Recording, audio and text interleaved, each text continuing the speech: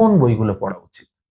সব সময় আমি বলি বিসিএস প্রিলিমিনারি পাস করার জন্য আগে আপনাকে বেসিক বই থেকে শুরু করতে হবে। আপনি বেসিক যদি ভালো না থাকে তাহলে প্রিলিমিনারি পাস করা অনেক কঠিন। এমন অনেক প্রশ্ন আসবে যেটা আপনার পড়ার মধ্যে থাকবে না। কিন্তু আপনাকে আইডিয়া করে, আপনাকে বিচার বিবেচনা করে, আপনাকে ওই প্রশ্নের আশেপাশের প্রশ্ন সম্পর্কে ধারণা যদি আপনার থাকে, ওই প্রশ্নটা আপনাকে অ্যান্সার করে আসতে হবে। তাই এজন্য আপনি নবম দশম শ্রেণীর যে বইগুলো রয়েছে, নবম দশম শ্রেণীর ফিজিক্স, কেমিস্ট্রি, বায়োলজি, নবম দশম শ্রেণীর অঙ্ক, নবম দশম শ্রেণীর বাংলা, বাংলা গ্রামার, বাংলা সাহিত্য ২ টাই।